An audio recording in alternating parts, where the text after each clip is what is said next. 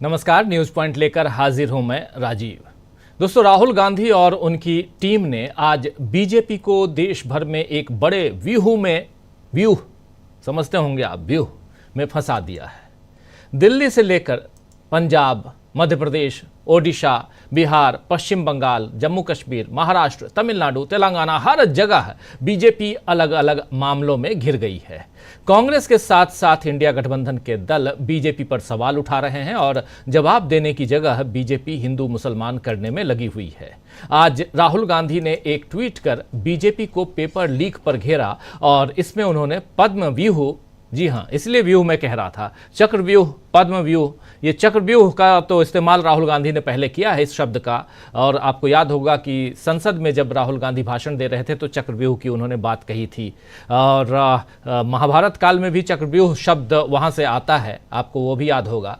तो अब राहुल गांधी ने पद्म व्यूह शब्द का इस्तेमाल किया है, जिसका मतलब हुआ पद्म मतलब कमल, कमल का व्यूह, यानी बीजेपी के निशान को लेकर राहुल गांधी ने डायरेक्ट अटैक किया है। क्या कुछ लिखा है राहुल गांधी ने, जरा पहले उसको देख लेते हैं और चर्चा आगे बढ़ाएंगे। बहुत कुछ है, आपके सामने रखेंगे। 6 राज्यों के राहुल गांधी लिख रहे हैं, 6 राज्यों में 85 लाख बच्चों का भविष्य खतरे में है, खतरे में। पेपर लीक हमारे युवाओं के लिए सबसे खतरनाक पद्म व्यूह बन गया है, पद्म व्यूह बन गया है। देखिए, पेपर लीक मेहनती छात्रों और उनके परिवारों को अनिश्चितता और तनाव में धकेल देता है, उनके परिश्रम का फल उनसे छीन लेता है। साथ ही ये अगली पीढ़ी को गलत संदेश देता है कि बेईमानी मेहनत से बेहतर हो सकती है, जो पूरी तरह से अस्वीकार्य है। अभी 1 साल भी नहीं हुआ जब नीट पेपर लीक ने देश को झकझोर दिया था। हमारे विरोध के बाद मोदी सरकार ने नए कानून के पीछे छुपकर उसे समाधान बताया, लेकिन इतने सारे हालिया लीक ने उसे भी विफल साबित कर दिया। ये गंभीर समस्या एक सिस्टमेटिक फेलियर है। इसका खात्मा सभी राजनीतिक दलों और सरकारों को मतभेद भुलाकर मिलकर कड़े कदम उठाने से होगा। इन परीक्षाओं की गरिमा बनी रहना हमारे बच्चों का अधिकार है और इसे हर हाल में सुरक्षित रखना होगा। ये राहुल गांधी कह रहे हैं और राहुल गांधी ने पद्म व्यूह शब्द का इस्तेमाल किया है यहाँ पे। और ये जानना ज़रूरी है, आपको याद होगा कि इससे पहले संसद में, जो मैं पहले भी कह रहा था कि राहुल गांधी ने जब चक्रव्यूह शब्द का इस्तेमाल किया था तो बीजेपी बौखला गई थी और अब तो सीधा उसके चुनाव निशान पर, यानी कमल पर और पहचान पर बात आ गई है। वहीं अब जरा पंजाब चलते हैं। पंजाब कांग्रेस ने 2 साल बाद होने वाले चुनाव के लिए 5 घंटे की मैराथन मीटिंग की है और इसमें आम आदमी पार्टी और बीजेपी दोनों को पस्त करने की रणनीति बनाई है। इस बारे में पंजाब कांग्रेस प्रभारी भूपेश बघेल ने जो कुछ कहा है, आइए जरा सुन लीजिए। छोटी सी बानगी भूपेश बघेल की। पंजाब के अलावा भी दूसरे राज्यों में चलेंगे, हर राज्यों में कैसे बीजेपी को घेरने का, और बिल्कुल जो बम्बार्डिंग कहते हैं एक साथ केंद्र से लेकर राज्यों तक आज कांग्रेस पार्टी ने की है। जरा देख लेते हैं क्या कह रहे हैं यहाँ पर भूपेश बघेल। अभी पंजाब पॉलिटिकल अफेयर्स कमेटी की बैठक हुई और हमारे 6 एजेंडे थे, सभी ने खुल के बात की और संगठन को मजबूत करने का जो निर्देश अखिल भारतीय कांग्रेस कमेटी ने दिया कि हमारा संगठन मजबूत करने का वर्ष है, तो उस विषय में बड़ी विस्तार से चर्चा की गई।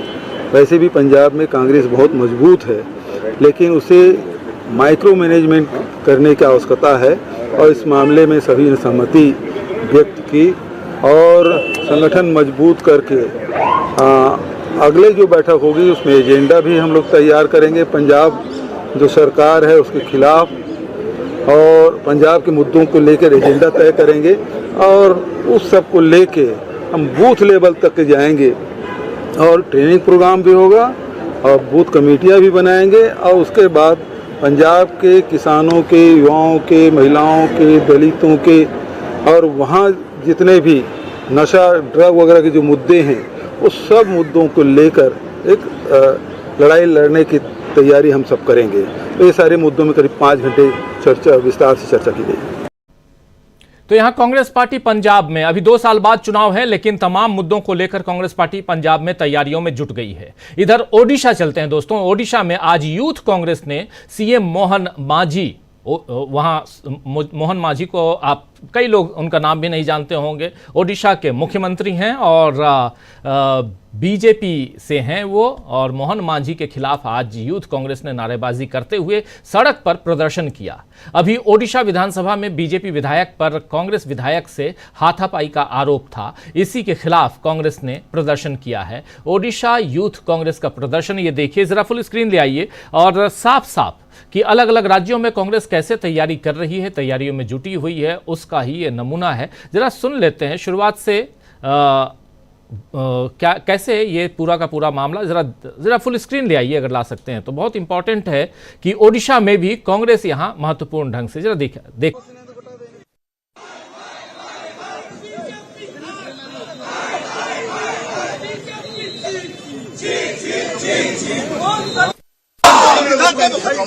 मोहन मांझी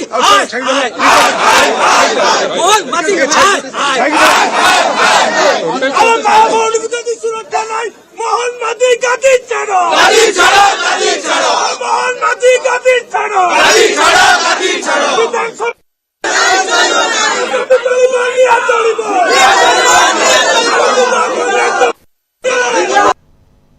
मोहन मांझी गद्दी छोड़ो, हाय हाय हाय हाय के नारे यहां यूथ कांग्रेस के नेता लगा रहे हैं ओडिशा में। इसी तरह मध्य प्रदेश में भ्रष्टाचार के मुद्दे पर कांग्रेस नेताओं ने बीजेपी सरकार के खिलाफ नारेबाजी की। कांग्रेस विधायक दल ने नेता प्रतिपक्ष उमंग सिंघार के नेतृत्व में कांग्रेस सरकार से सवाल पूछा कि सोने की ईंट किसकी है, जांच कराओ। कांग्रेस का आरोप है कि बीते कई सालों में परिवहन विभाग में हजारों करोड़ रुपयों के घोटाले हुए हैं, जिसमें नकदी के साथ 52 किलोग्राम सोना भी मिला, लेकिन सरकार और जांच एजेंसियों की लापरवाही के चलते आज भी घोटाले के असली गुनाहगार पकड़ से दूर हैं। इसी पर कांग्रेस ने आज यहां प्रदर्शन किया है। जरा मध्य प्रदेश की बानगी देखिए, जरा फुल स्क्रीन ले आइए मध्य प्रदेश को। सोने की ईंट किसकी है? सोने की ईंट किसकी है? सोने की ईंट किसकी है? सोने की ईंट किसकी है? सोने की ईंट किसकी है? सोने की ईंट किसकी है? सोने की तो सोने की ईंट किसकी है, ये पूछा जा रहा है मध्य प्रदेश में। उधर दक्षिण भारत में परिसीमन, जी हां डिलिमिटेशन, परिसीमन के मामले पर बीजेपी के खिलाफ विपक्ष एकजुट हो रहा है। इस बारे में आज तमिलनाडु सरकार ने तेलंगाना जाकर सीएम रेवंत रेड्डी को 22 मार्च की बैठक में शामिल होने को कहा है, जिस पर रेड्डी ने कहा है कि जनसंख्या के आधार पर लोकसभा निर्वाचन क्षेत्रों का पुनर्निर्धारण दक्षिण के राज्यों के साथ धोखा है और वो इस बैठक में जरूर शामिल होंगे। दरअसल आपको बता दूं दोस्तों कि परिसीमन का मामला, डिलिमिटेशन का मामला दक्षिण भारत में इसलिए भी ज्यादा जोर पकड़ रहा है क्योंकि वहां पॉपुलेशन कम हुआ है। पढ़े लिखे लोग, पॉपुलेशन को कंट्रोल करने की कोशिश, और पिछले 10 साल में वहां पॉपुलेशन कंट्रोल हुआ। लेकिन पॉपुलेशन कंट्रोल के बाद हो यह रहा है कि केंद्र सरकार चाहती है कि वहां कुछ सीटें कम कर दी जाएं और वहां के राज्य नहीं चाहते हैं कि सीटें कम हों। लड़ाई इसी की चल रही है। आज इसी मसले पे तमिलनाडु सरकार, और आज नहीं बल्कि आज से सप्ताह भर पहले तमिलनाडु सरकार और वहाँ के मुखिया, वहाँ के मुख्यमंत्री एम.के. स्टालिन ने देश भर के विपक्षी दलों के नेताओं को एकजुट होने का आह्वान किया है और 22 तारीख को एक बैठक बुलाई है चेन्नई में। उस बैठक में रेवंत रेड्डी को भी बुलाया गया है, चूंकि वो कांग्रेस पार्टी की तरफ से मुख्यमंत्री हैं तेलंगाना में, आप जानते हैं। लेकिन सबसे बड़ी बात कि आंध्र प्रदेश के मुख्यमंत्री को भी बुलाया गया है और ओडिशा के जो बीजेडी है, जो हारी इस बार, और वहां बीजेपी की अब सरकार है, बीजेडी, नवीन पटनायक, उनको भी बुलाया गया है। देखते हैं, सबसे इंटरेस्टिंग होगा कि नवीन पटनायक का प्रतिनिधि या नवीन पटनायक खुद या उधर चंद्रबाबू नायडू या उनका कोई प्रतिनिधि इस बैठक में, जो 22 को होने वाली बैठक है, उसमें पहुंचता है कि नहीं पहुंचता है। वहीं महाराष्ट्र में तो अब बीजेपी के खिलाफ उसके सहयोगी नेता अजित पवार और एकनाथ शिंदे ही खड़े हो रहे हैं।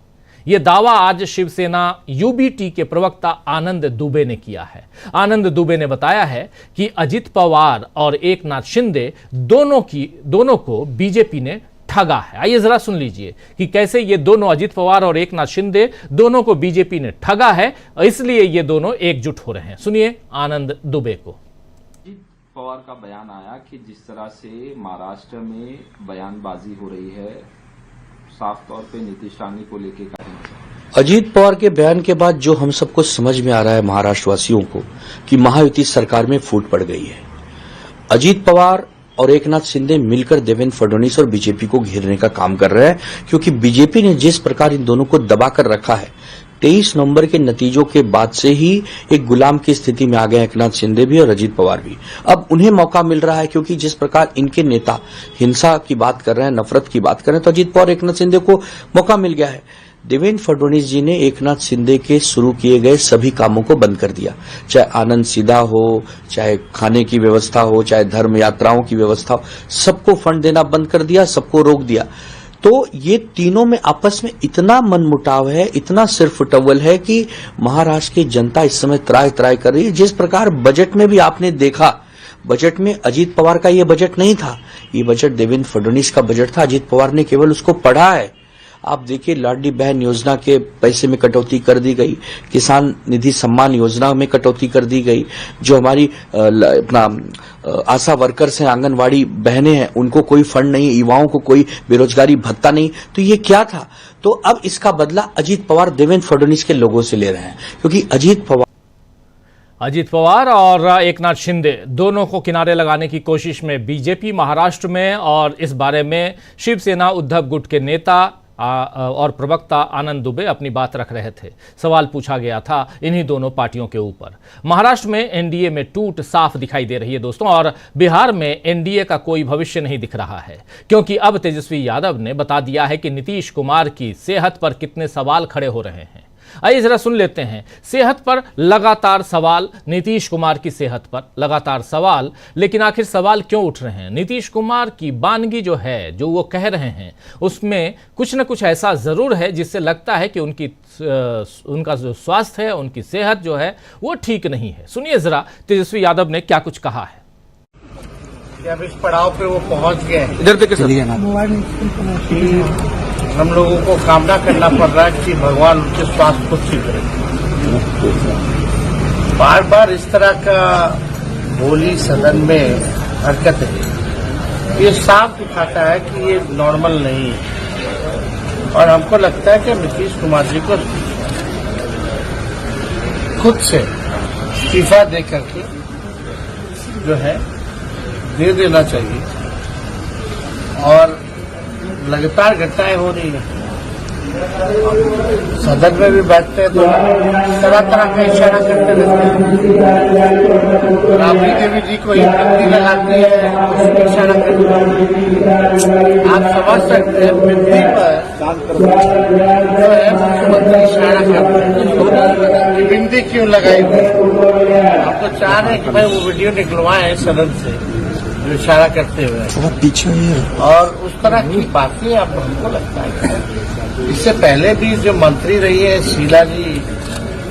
शीला मंडल, उनपे भी बिंदी पे लगातार वो टीका टिप्पणी करते रहे।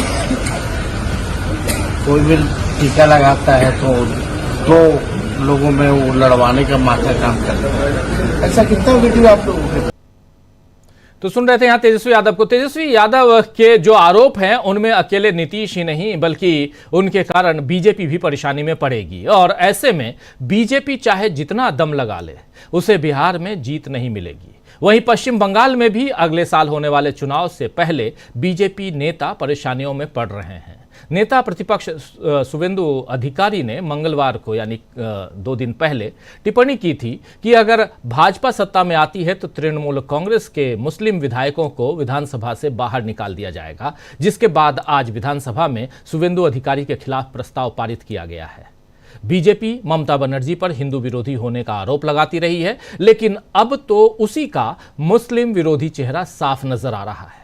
तो उत्तर से दक्षिण और पूरब से पश्चिम तक कैसे चक्रव्यूह में घिरी हुई है बीजेपी और कैसे एक अलग व्यूह पद्म व्यूह बता रहे हैं राहुल गांधी। आज इसी पर चर्चा करेंगे और समझने की कोशिश करेंगे कि पूरा का पूरा देश आज की तारीख में कहीं न कहीं बीजेपी के खिलाफ एक माहौल बना रहा है या देश में माहौल बन रहा है और उसमें कांग्रेस अग्रणी भूमिका निभा रही है। कैसे हो रहा है? होली से एक दिन पहले आज होलिका दहन है और बहुत सारी खबरें हैं दोस्तों। उन खबरों के साथ चलिए आपको लिए चलते हैं हम हमारे तमाम साथियों के बीच जो इस वक्त मौजूद है हमारे साथ। देखिए 4 वरिष्ठ साथी हमारे साथ जुड़े हुए हैं। अमलेंदु उपाध्याय जी हैं, प्रशांत टंडन जी हैं, डॉक्टर प्रकाश हिंदुस्तानी जी हैं, प्रोफेसर रविकांत जी हैं। आप चारों का स्वागत इस्तकबाल है। स्वागत इस्तकबाल आप तमाम दोस्त साथी शुभचिंतक आप सबका जो अब तक जुड़ चुके हैं उनका भी, जो जुड़ने वाले हैं उनका भी। सीधा आना चाहता हूँ प्रोफेसर रविकांत जी आपके पास। उत्तर दक्षिण पूरब पश्चिम सब कुछ रख चुका हूँ, क्या कहेंगे आप? चाहे पंजाब हो, चाहे तमिलनाडु हो, चाहे पश्चिम बंगाल हो या बिहार हो, महाराष्ट्र हो, दिल्ली हो, हर जगह राहुल गांधी पद्म व्यूह कह रहे हैं। पद्म व्यूह, कमल के खिलाफ एक अलग व्यूह रचना बहुत इंपॉर्टेंट है और यही तो यहां दिखाई दे रहा है। लेकिन फिर भी जो रिजल्ट आना चाहिए वो रिजल्ट बीजेपी के पक्ष में आ जाता है। हमारे तमाम साथी यही कहते हैं कि आप लोग बढ़िया बढ़िया बातें करते हैं, बढ़िया विश्लेषण करते हैं, सब कुछ करते हैं, आप अपना एग्जिट पोल भी लेके आते हैं तो उसमें भी अच्छा अच्छा दिखता है, लेकिन जीत के तो आ जाती है बीजेपी। कल हम लोग उस पर चर्चा कर रहे थे और उसमें इलेक्शन कमीशन की पोल खोल रहे थे कल। वो हम हमेशा खोलते रहेंगे जब तक इलेक्शन कमीशन खुद को ना सुधार ले, वो खबरें आती रहेंगी। लेकिन यहां पर सबसे बड़ी बात है कि चाहे वो मध्य प्रदेश हो, आप देख लीजिए, चाहे वो ओडिशा हो, चाहे वो पश्चिम बंगाल हो। अब देखिए शुभेंदु अधिकारी कह रहे हैं कि बीजेपी की सरकार आई तो मुस्लिम विधायकों को विधानसभा से बाहर कर देंगे। वाह भाई, आप उससे पहले इस संविधान को तो बदल के दिखा दीजिए। संविधान बदलने की बात आपने कही और आपको 240 सीटों पे लाके जनता ने रख दिया, पटक दिया। उसमें भी 240 में से कहा जा रहा है कि 100 सीटें आपने चुराई हैं। तो इतनी हिम्मत आपकी कैसे हो गई कि आप कह रहे हैं कि मुस्लिम लोगों को बाहर कर देंगे हम, और होली से पहले आप तिरपाल लगवा रहे हैं मस्जिदों के ऊपर। और आप बैठे हुए हैं प्रोफेसर रविकांत जी उसी स्टेट में जिस स्टेट में ये सब हो रहा है, संभल में, बाकी जगहों पे। बहुत दुर्भाग्यजनक है, दुर्भाग्यपूर्ण है। क्या कहेंगे? देखिए, तुषार गांधी ने आज जो कहा और राहुल गांधी जी ने जो आज ट्वीट किया, तुषार गांधी ने कहा कि पूरे देश में कैंसर फैलाया जा रहा है, घृणा का, नफरत का, और उनका सीधा इशारा आरएसएस की तरफ। राहुल गांधी ने नौजवानों के सवाल को उठाया। कोई भी ऐसा पेपर नहीं हुआ जिसमें कोई ना कोई लीक की घटना ना हुई हो, कोई ऐसा एग्जाम नहीं हुआ। अब वो जानबूझ करके किया जा रहा है या हो जा रहा है तो फिर आपका इंटेलिजेंस का फेलियर है, लेकिन इसमें बहुत कुछ जानबूझ करके भी है। ये जो त्रिपाल आप ढके हुए दिखा रहे हैं मस्जिदों के आसपास जी, ये पेपर लीक भी इसीलिए हो रहे हैं कि लोगों को नौकरियां ना मिले, नौजवान पढ़ने लिखने से दूर हो जाए। और अभी आप देखिए लगातार जो नौजवानों की आत्महत्या की घटनाएं बढ़ रही हैं, वो क्या दिखाते हैं? मनोरोगी हो रहे हैं नौजवान, और उसी मनोरोगी होने का फायदा यहां उठाना है कि आपको जुलूस निकालना है तो मस्जिदों के सामने आपको डांस करना है, वहीं सारा शौर्य का प्रदर्शन करना है। खुलेआम भारत के संविधान की धज्जियां उड़ाई जा रही। ये वही लोग हैं जो ये कह करके चुनाव मैदान में गए थे कि इस बार 300 सीटें लेकर 400 सीटें जीतेंगे और संविधान को खत्म करेंगे। 400 नहीं मिली, 240 पर आकर के अटक गए, वो भी तब जब भरपूर बेईमानी, साम दाम दंड भेद सब हुआ। चुनाव आयोग क्या कर रहा था ये सब हम लोगों ने देखा और लगातार उस पर बात कर रहे हैं। बिना किसी भय और संकोच के कर रहे हैं, क्योंकि हम संविधान और लोकतंत्र के साथ हैं। और जो लोग ये कहते हैं कि आप विश्लेषण सही करते हैं लेकिन नतीजा कुछ और आता है, तो उनके सामने दो बातें उनसे कहना चाहता हूं, हम सबकी तरफ से, कि एक तो हम अपना काम पूरी ईमानदारी से देश के लिए कर रहे हैं, संविधान और लोकतंत्र के लिए कर रहे हैं, और दूसरा जो रिजल्ट आ रहा है वही पद्म व्यूह है जिसकी तरफ इशारा किया राहुल गांधी ने। उत्तर से लेकर के दक्षिण तक, और पूरब में मणिपुर से लेकर के और चले जाइए आप पश्चिम तक, गुजरात में जो हो रहा है, ये यूपी में ही नहीं गुजरात में भी हो रहा है। अब सोचिए अगर 400 पार हो गए होता तो ये क्या करते। बंगाल में तो सरकार में भी नहीं है, तो जो कर नहीं पाए, संविधान नहीं खत्म कर पाए, लेकिन सत्ता में है तो रोज उसकी धज्जियां उड़ा रहे रोज। और ये बहुत खतरनाक संकेत है, इस देश के लोगों को ये समझना होगा। और इसके लिए सिर्फ विपक्ष की जिम्मेदारी नहीं है, सिर्फ हमारी जिम्मेदारी नहीं है, इस देश के उन सभी लोगों की जिम्मेदारी है जो संवैधानिक अधिकारों के प्रति सचेत है, और उनकी जिम्मेदारी यह है कि लोगों को सचेत करना है। अगर इसी तरीके से यह देश चलेगा तो कितने दिन चलेगा, सवाल ये। बीजेपी की एक विधायिका कहती है कि साहब इनके मुसलमानों के लिए अलग से लाइन लगा देनी चाहिए। तो जो सावरकर कह रहे थे उस समय, हिंदू महासभा ही कह रहे थे, वो खुलेआम इस समय एक चुनी हुई सरकार में संविधान के रहते हुए कहा जा रहा है। क्या ये एक और विभाजन की तैयारी है? क्या ये देश को बांटना चाहते हैं? और इनकी मंशा जो है वो दरअसल देशद्रोह को सीधे तौर पर रेखांकित करती है। ये छोटा मोटा अपराध नहीं है कि हम साहब विधानसभा से निकाल करके बाहर फेंक देंगे, ये देशद्रोह की श्रेणी में आता है। और पद्म व्यूह क्या है?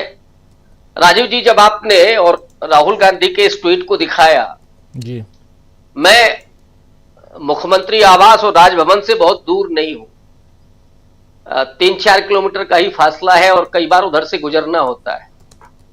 अब मुझे नहीं मालूम और दूसरे राज्यों में क्या है। यहां राजभवन के जितने गेट हैं उन गेट पर बाकायदा एक नए आकार के गेट बनाए गए हैं जिनमें कमल हैं, वो सीमेंटेड ही हैं। अब आपका यहां कोई कैमरामैन हो तो जरा कभी उसको फोटो उसकी दिखाइएगा। बिल्कुल, ये लखनऊ में है, बाकी और प्रदेशों में मुझे नहीं मालूम है, लेकिन हमारा अंदाजा ऐसा है कि ये सब जगह खेल चल रहा है। गेट के नाम पर बीजेपी का चुनाव निशान का साहब वो पूरा खेल किया जा रहा है। यही पद्म व्यूह है। और उस पद्म व्यूह में कौन फंस रहा है? नौजवान फड़फड़ा करके आत्महत्या करने को मजबूर है। पेपर लीक हो रहे हैं, उनके भविष्य को आग लगाई जा रही है, उनको मनोरोगी बनाया जा रहा है। किसान सड़क पर है और 750 किसानों की शहादत हो जाती है और प्रधानमंत्री कहते हैं कि क्या मेरे लिए मरे? यह है पद्म व्यूह। पद्म व्यूह वो भी है कि मणिपुर में कितने घर जले, कितने लोग मरे, एक दूसरे के दुश्मन हो गए दो समुदाय, लेकिन प्रधानमंत्री को कोई फर्क नहीं पड़ता। यह है पद्म व्यूह। लगातार सरकारी पदों पर एनएफएस हो रहे हैं, आरक्षण को आपने कुएं में फेंक दिया है। दलितों के साथ रोज जो हो रहा है, उत्तर प्रदेश में जहां रामराज कहा जा रहा है, बुलडोजर की सरकार जहां पे चलती है, वहां हर दूसरे दिन तो अखबारों में हम लोग पढ़ते हैं, और कितनी खबरें ऐसी होंगी जो आती नहीं होंगी। किसी की मूंछ काटी जा रही है, कोई घोड़े से उतारे जा रहा है, किसी की बहनों की शादी में खलल डाला जा रहा है। यह है पद्म व्यूह। अब इसका कितना आप विश्लेषण कीजिएगा। वो दक्षिण भारत में भी है जहां आप हिंदी थोपने के नाम पर, परिसीमन के नाम पर उन स्टेट्स की ताकत को कम करना चाहते हैं, क्योंकि वो चैलेंज कर रहे हैं आपके उस हिंदुत्व को, उस वर्चस्व को। और गुनाह क्या है दक्षिण का, हम लोग कई बार बात कर चुके हैं। वो सिर्फ एक तमिल और हिंदी का मामला नहीं है। दक्षिण के वो लोग जिनका एचडीआई आप देखिए, जिनकी समृद्धि देखिए, जिनके एजुकेशन देखिए, जो कितना टैक्स पे करते हैं केंद्र को, और राज्यों के साथ आप जो नाइंसाफी करना चाहते हैं कि ताकि उनकी ताकत कमजोर हो जाए, तो हम इस गोबर पट्टी में, क्योंकि इन प्रदेशों में आप लगातार वही जो कर रहे हैं, यहां कोई ताकत खड़ी नहीं हो पा रही है, उसको कमजोर कर रहे हैं, तो यहीं से आप चुनाव मैनेज कर लें। ये जो पूरा है खेल, यही पद्म व्यूह है, और इसको भेदने में अभी अपोजिशन उस तरह से कामयाब नहीं हो पा रहा है, क्योंकि जिसको हम लोग अगर मिथकीय भाषा में ही कहें कि जो पैशाची शक्तियां होती हैं, वो अपने प्रचंड अवस्था में जब पहुंचती हैं, तब जाकर के नरसंहार होता है, वो सब तब जाकर के खत्म होता है। तो मुझे लगता है कि अब वहां चीजें जा रही हैं, और उसके बाद ही ये व्यूह भेदा जाएगा, और इस देश में जो संविधान पर संकट है, जो लोकतंत्र पर संकट है, तब जाकर के उससे, इस समस्या से निजात मिलेगी। इसलिए ये हम सबका दायित्व है, सिर्फ अपोजिशन का नहीं, सिर्फ वैकल्पिक मीडिया का नहीं, बल्कि उन लोगों का भी जो राजनीतिक रूप से, संवैधानिक रूप से अपने अधिकारों को समझते हैं, जानते हैं, उन्हें भी कॉन्शियस होने की जरूरत है। राजीव जी, बिल्कुल बिल्कुल आप सही कह रहे हैं। प्रशांत टंडन जी, क्या कहेंगे आप? ये तमाम मामले ऐसे हैं जहां कहीं ना कहीं, अब देखिए, ये बहुत ही दुर्भाग्यपूर्ण है कि मस्जिदों को होली है इसलिए ढकना पड़ रहा है। ये इसी देश में कहां लिखा है कि होली पर आप मस्जिदों को ढकिए? मतलब शुरुआत आप किस दिशा में आप लेके जा रहे हैं देश को? और दूसरी चीज, बहुत सारी तस्वीरें रख चुका हूं, चाहे ओडिशा हो, चाहे पश्चिम बंगाल हो। पश्चिम बंगाल, बहुत शुभेंदु अधिकारी का बयान बहुत ही दुर्भाग्यजनक बयान है, जितनी भर्त्सना की जाए कम है। ऐसे ही बिहार से, ऐसे ही महाराष्ट्र से, इन तमाम राज्यों से ऐसी बातें, ऐसे बयान आते हैं, और इन सब के बीच जो पद्म व्यूह की बात हो रही है, वो तो अपने आप में वो चक्रव्यूह से भी बड़ा व्यूह है ये, जिस पर राहुल गांधी ने सीधा प्रहार किया है। कैसे देखा जाए? इस पद्म व्यूह पे मैं अपनी बात रखूंगा राजीव जी, कि ये पर्दे के पीछे और पर्दे के सामने क्या हो रहा है। लेकिन होली जैसा त्योहार, जो इतना हर्षोल्लास का त्योहार है, मेरा सबसे पसंदीदा त्योहार है। कल हम लोगों ने डीबी लाइव के दफ्तर में होली मनाई भी। तो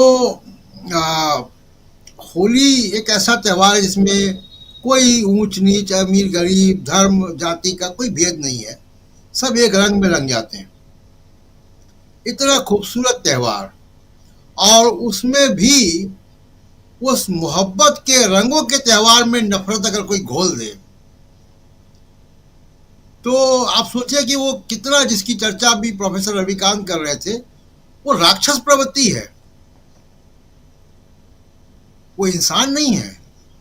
अगर आप त्योहार, हर्षोल्लास का त्योहार, बच्चों के घरों में बच्चों की पिचकारियां आ चुकी है, रंग गुलाल हो चुका है, घरों में गुजिया बन रही हैं, तमाम सब तैयारियां हो रही हैं, कपड़े निकाले जा रहे हैं, किस कपड़ों से होली पहन के खेलना है, शाम को क्या पहनना है, और उस इतने खूबसूरत त्योहार में एक ये राक्षस प्रवृत्ति के लोगों ने रंग में भंग कर दिया।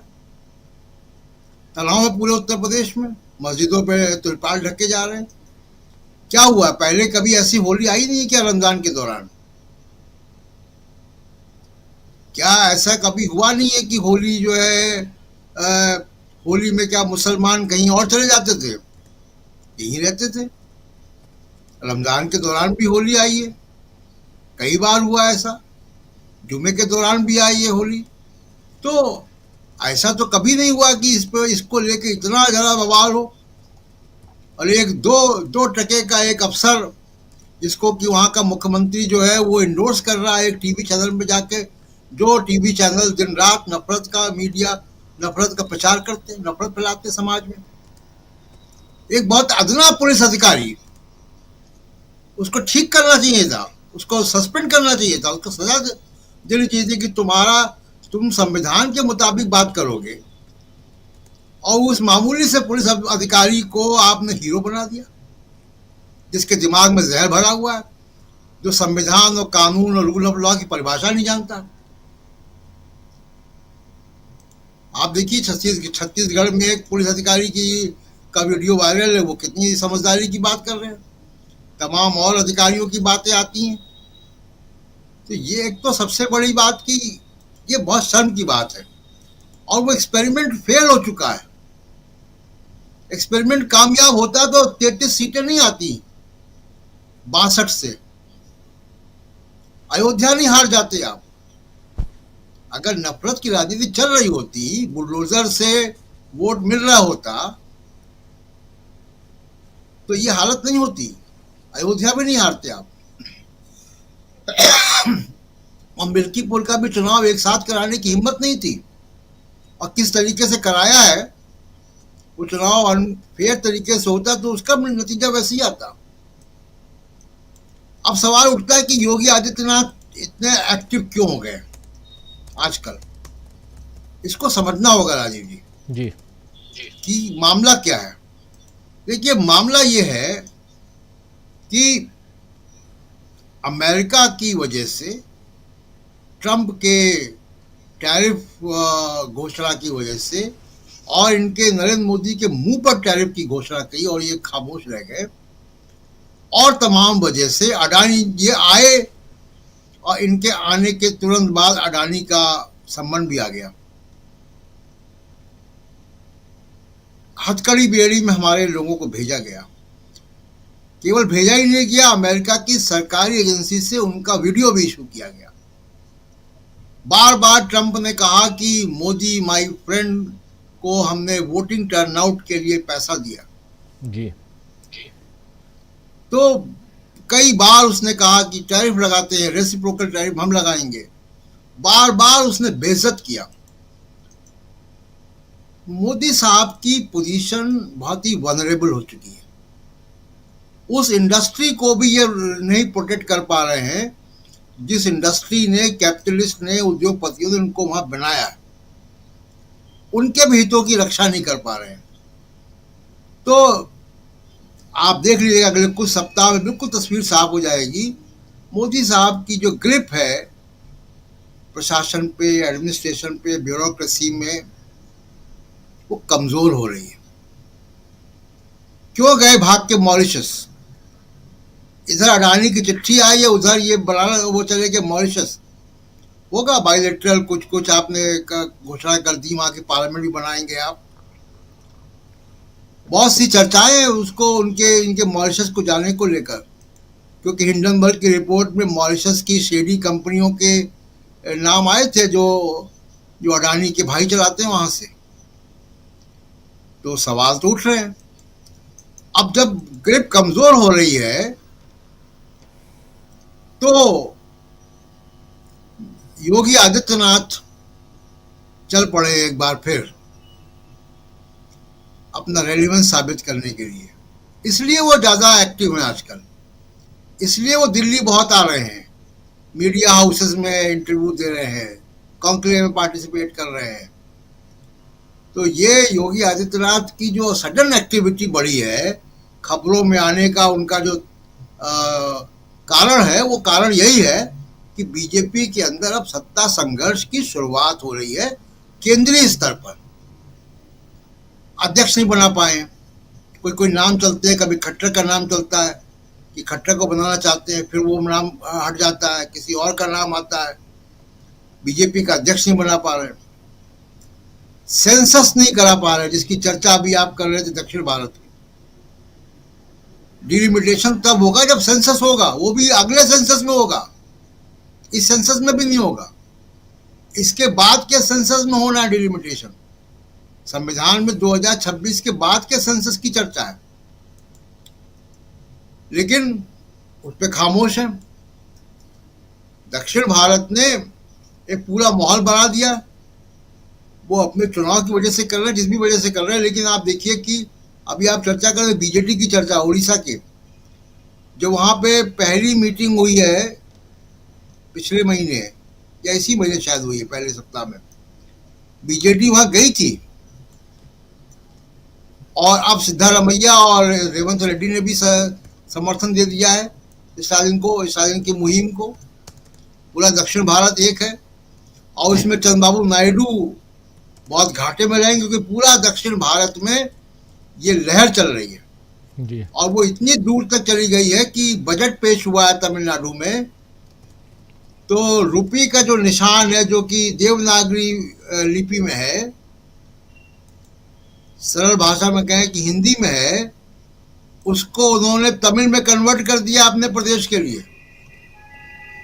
आज उन्होंने रुपये का नया लोगो तमिल भाषा का लॉन्च कर दिया बजट के साथ। तो ये इस लेवल तक लड़ाई जा रही है। तो ये जो ध्रुवीकरण की पॉलिटिक्स है वो दक्षिण और उत्तर के ध्रुवीकरण हो गया। वहां सारे मीडिया और पॉलिटिशियंस इस बात को बार बार बात कर रहे हैं कि जीडीपी में कंट्रीब्यूशन दक्षिण का, एचडीआई हम लोग ठीक करते हैं, हेल्थ केयर हमारा ठीक है, जनसंख्या में कंट्रोल हम करते हैं और सत्ता जो है वो उत्तर भारत के लोग चलाएंगे, मजे वो लेंगे। तो ये एक भावना वहां पे आ गई है और वो आंध्र प्रदेश में भी चंद्रबाबू नायडू को तंग करेगी। लेकिन चंद्रबाबू नायडू एक्टिव होंगे नहीं होंगे, कब होंगे, उसके पहले ही राजीव जी सेंट्रल लेवल पे सत्ता संघर्ष की शुरुआत के संकेत मिल रहे हैं। जी राजीव, बिल्कुल, ये जो आखिरी लाइन है बहुत इंपॉर्टेंट है प्रशांत जी। सेंट्रल लेवल पे सत्ता संघर्ष की शुरुआत ऑलरेडी हो चुकी है। सत्ता संघर्ष मतलब दोस्तों आप समझ लीजिए नरेंद्र मोदी की सरकार और सरकार बने रहे इसके लिए संघर्ष, नरेंद्र मोदी प्रधानमंत्री बने रहें इसके लिए संघर्ष। और उधर नीतीश बाबू धीरे धीरे धीरे धीरे वो खुद को भी खो रहे हैं और पार्टी को भी खो रहे हैं।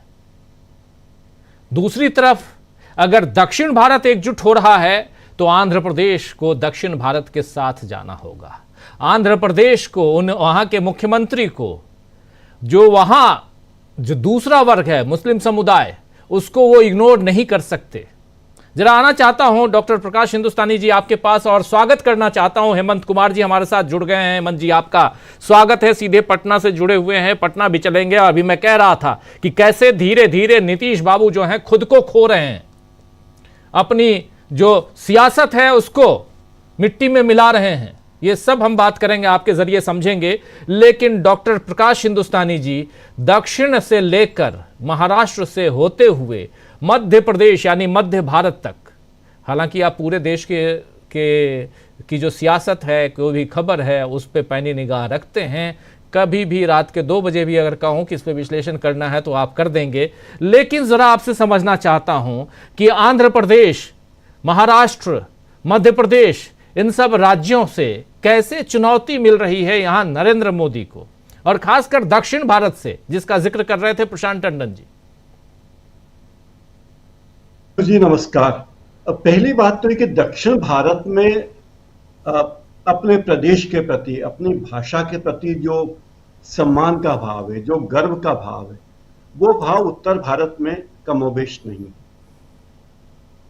उत्तर भारत की लहर जहां जहां चल रही है, आप देखिए आजादी के बाद से लगातार कई वर्षों तक उत्तर भारत, जिसे हिंदी हार्टलैंड कहा जाता है, पूरे देश की राजनीति पर आने की कोशिश कर रहा है।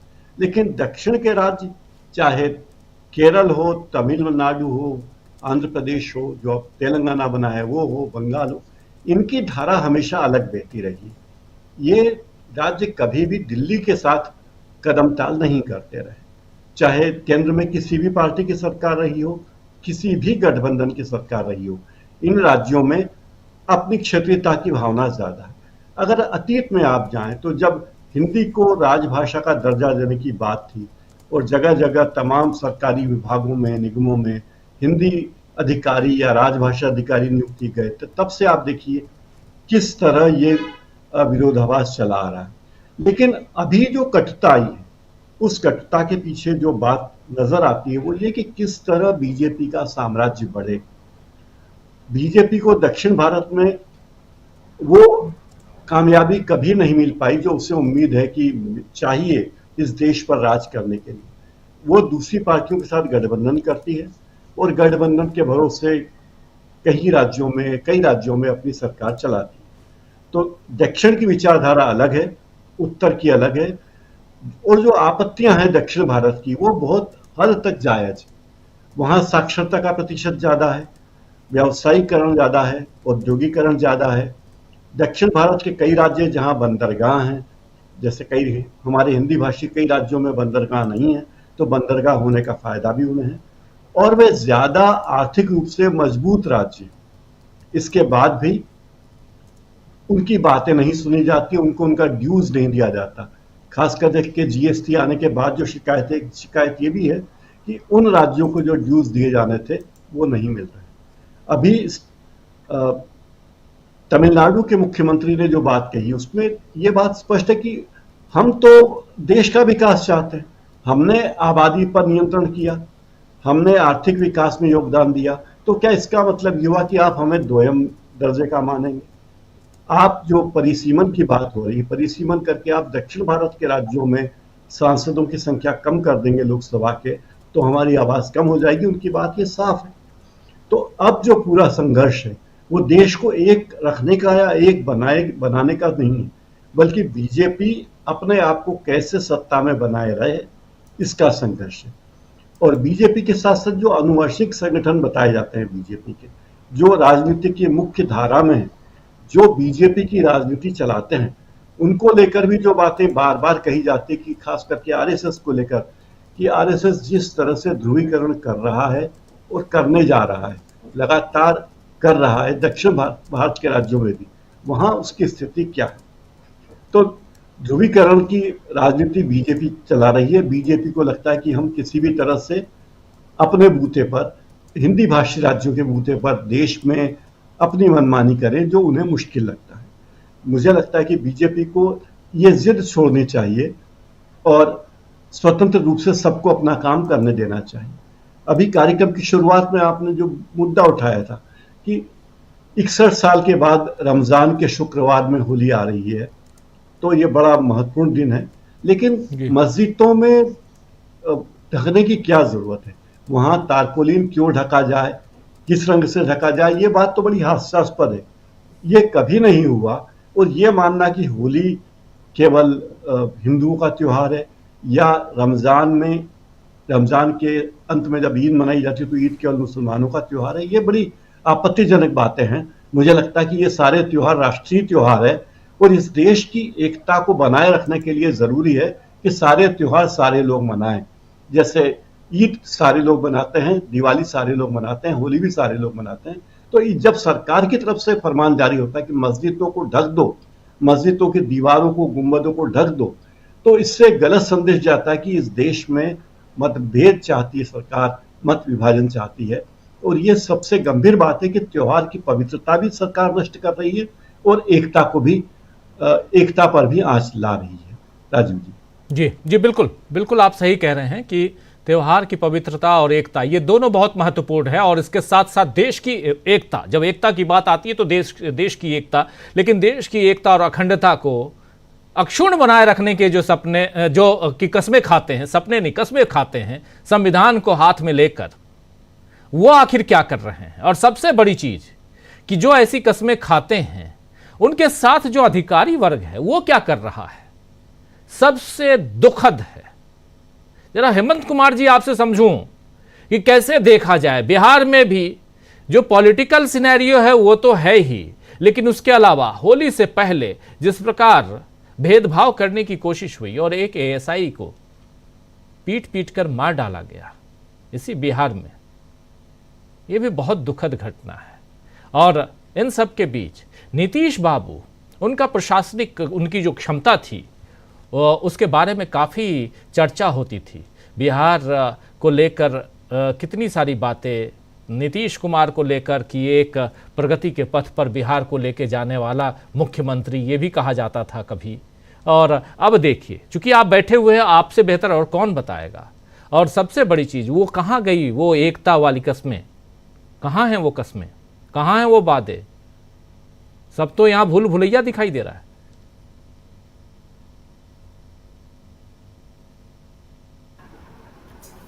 जी धन्यवाद राजीव जी। सॉरी, नीतीश जी को लेकर के जो कुछ अभी चल रहा है, मैं समझता हूँ कि नीतीश जी को शोकेस में डाल दिया गया है बस, और बीजेपी को नीतीश जी से अब सिर्फ इसी तरह की ज़रूरत है कि वो शोकेस में रहें, बाकी चीज़ें अब बीजेपी ने अपने पूरे कंट्रोल में ले लिया है। ऐसा कभी नहीं हुआ था कि कोई विधायक बीजेपी का इस तरह की बात करे विधानसभा के कैंपस में खड़ा होकर के, और नीतीश जी कुछ नहीं बोले, कोई कार्रवाई नहीं हो। हम लोग को याद है कि जब अश्विनी चौबे के बेटे ने भागलपुर में माहौल ख़राब करने की कोशिश की थी तो उसको उठाकर जेल में भेज दिया गया था जी। और अश्विनी चौबे कूदते रह गए थे, कुछ नहीं हुआ। हमें यह भी याद है कि जीतन राम मांझी के शपथ ग्रहण के जस्ट 1 घंटे के भीतर उनका इस्तीफा लिया गया था, इस नाम पर कि उनके खिलाफ घोटाले के आरोप थे। लेकिन अभी जो पूरी स्थिति है उसमें नीतीश जी किसी चीज़ पर रिएक्ट नहीं कर रहे हैं। अभी ये जो दारोगा की हत्या हुई है अररिया में, और 3 दिन पहले जो आरा में तनिष्क का शोरूम लूट लिया गया, बिहार की सबसे बड़ी लूट है वो अब तक की। बिहार में इतनी बड़ी लूट अब तक नहीं हुई थी, और एक विधायक विधानसभा के कैंपस में खड़े होकर के उस खुलेआम सांप्रदायिक जहर उगलता है और उस पर कोई कार्रवाई नहीं होती है। न तो सरकार की ओर से रिएक्शन आता है और न कोई एफआईआर होता है। उनके खिलाफ तो एफआईआर होना चाहिए था, लेकिन ऐसा हुआ नहीं। तो ये क्या दिखाता है? ये दिखाता है कि नीतीश जी भले ही वहाँ दिखाई दे रहे हैं, लेकिन उनका जो वजूद है वह वजूद एक तरह से बीजेपी ने उसको कैद कर रखा है, उसमें अब कुछ बचा हुआ नहीं है। उसमें मोदी जी ने ट्रंप महोदय के सामने सरेंडर कर दिया और नीतीश जी ने मोदी जी के सामने सरेंडर कर दिया हुआ है। वो बार बार जो कभी उनका पांव पकड़ते हैं, कभी कस्में खाते हैं कि हम कहीं नहीं जाएंगे, यहीं रहेंगे। तो इनकी इनकी जो कसम खाने की जो पूरी लंबी फहरिस्त है, कितनी बार ये कसम खाए हैं, कितनी बार इन्होंने पांव छुए हैं, तो वो साफ साफ दिखाता है कि आज की तारीख में वो बीजेपी के पूरे नियंत्रण में आ गया है। और सरकार यहाँ निश्चित रूप से बीजेपी ही चला रही है, सरकार यहाँ राजभवन चला रहा है। नीतीश जी उसमें बिल्कुल एक इंस्ट्रूमेंटल हैं, उनकी इससे अधिक कुछ वक़्त दिखाई नहीं देती है। आपको आश्चर्य होगा कि अभी पूरा मामला वो सबको जानकारी है, आपको भी जानकारी होगी। बीजेपी के जो ये आरजेडी के जो सांसद हैं सुधाकर सिंह, उन्होंने प्रेस कॉन्फ्रेंस करके जो बात सामने रखी कि कैसे जो वित्त विभाग के प्रधान सचिव और मुख्यमंत्री के प्रधान सचिव जो आपस में रिश्ते में साले बहनोई हैं, दोनों ने मिलकर के 25 करोड़ रुपए दीपक कुमार की बेटी की कंपनी को दे दिए, और उसको लेकर के कोई सरकार की तरफ से कोई अब तक जवाब नहीं आया है। वित्त विभाग जो है सम्राट चौधरी संभाल रहे हैं। तो आप समझ लीजिए सरकारी खजाने का किस तरह इस्तेमाल हो रहा है कि अपने पुत्र और पुत्रियों को उपकृत करने के लिए सरकार के अंदर बैठे हुए लोग, और जो नीतीश जी के सबसे करीब हैं, दीपक कुमार के बारे में कहा जाता है कि वो डिफैक्टो चीफ मिनिस्टर हैं। जो गैंग ऑफ 4 की जो बात होती है उसमें दीपक कुमार का भी नाम आता है, संजय झा, ललन सिंह, विजय चौधरी, अशोक चौधरी और दीपक कुमार। तो इतना बड़ा कुछ होता है, लेकिन नीतीश जी की तरफ से कुछ नहीं होता है। मैं समझता हूँ कि नीतीश जी अपने उरूज के दौर में अगर होते तो दीपक कुमार कब के नप गए होते। अब समझिए कि ये खेल करने के लिए कितना बड़ा खेल हुआ था कि लोकेश कुमार को वित्त विभाग में लाया गया प्रधान सचिव बना करके, और 1 सप्ताह के भीतर उनका तबादला कर दिया गया था और आनंद किशोर को लाकर बिठाया गया था। तो साले बहनों मिलकर के ये खेल कर रहे हैं, लेकिन नीतीश जी कुछ नहीं कर पा रहे हैं। तो अब जो पूरा सीन दिखाई दे रहा है उसमें ये लग रहा है कि नीतीश जी आज की तारीख में जो शोकेस में महदूद हो गए हुए हैं, उससे बाहर तो निकलेंगे नहीं। दूसरी बात यह है कि जो उनकी पार्टी का जो हश्र मुझे दिखाई दे रहा है कि उसमें कोई उनके पास कोई हार्ड बार्गेनर नहीं है आज की तारीख में। नीतीश जी तो कोई बार्गेन नहीं कर सकते। लोकसभा चुनाव को भूल जाइए, जब उस समय इनको बराबर की सीट मिल गई थी, वो वक्त ऐसा था कि जिस समय बीजेपी को लग रहा था कि हमारे खिलाफ पूरा माहौल है और हमारी वापसी मुश्किल है। इस वजह से उन्होंने नीतीश जी को खुश करने के लिए सीटें दे दी उस तरह की। लेकिन जो बीजेपी ने जो कमबैक किया है, उस कमबैक के बाद अब नीतीश जी को वो ठेंगे पर रखे हुए हैं जी। और यही वजह है कि उस विधायक की किसी पार्टी की ओर से कोई आलोचना नहीं हुई। हुआ ये कि जेडीयू के प्रवक्ताओं ने उसका बचाव किया। इस तरह का खतरनाक और सांप्रदायिक बयान देने वाले बीजेपी के विधायक का बचाव जेडीयू के प्रवक्ताओं ने किया, और तब आप समझ आइए कि बीजेपी के लोग क्या करेंगे उनका। तो ये जो मैं कह रहा हूं कि जो पूरा माहौल जो है, जो जिस तरह से इसको किस तरह से सांप्रदायिक ध्रुवीकरण किया जाए उसकी कोशिश तो हो ही रही है। हम लोगों ने पिछली बार बातचीत की थी कि कैसे मोहन भागवत, बाबा ये धीरेन्द्र शास्त्री और श्री श्री रविशंकर यहाँ आए, माहौल उन्होंने किस तरह का बनाया, किस तरह की बातें की। तो पूरी तैयारी ये है कि तेजस्वी को, महागठबंधन को सरकार में आने से रोकना है और नीतीश कुमार को धीरे धीरे खत्म करना है, और इसकी तैयारी के लिहाज से ये पूरा माहौल बनाया जा रहा है। ये ऐसे ही कोई बयान नहीं दे रहा है और ऐसे ही कोई उसके समर्थन में खड़ा नहीं हो जा रहा है। जब नीतीश कुमार जी की पार्टी के लोग उनके पक्ष में खड़े हो जा रहे हैं तो आप भविष्य देखिए कि कितना खतरनाक है इनका, कि कहाँ इनको ले जाएंगे। मैंने कहा कि कोई बार्गेन करने वाली की तो बात छोड़ दीजिए, कौन है जो इनके लिए बार्गेन करेगा। इन्होंने सरयू राय को झारखंड उनके हवाले कर दिया, बिहार संजय झा के हवाले कर दिया। सरयू राय जी तो खाटी संघ के लोग हैं, तो उनसे आप क्या उम्मीद कर सकते हैं। तो जो लोग इनके साथ हैं वो साफ साफ दिखाई दे रहा है कि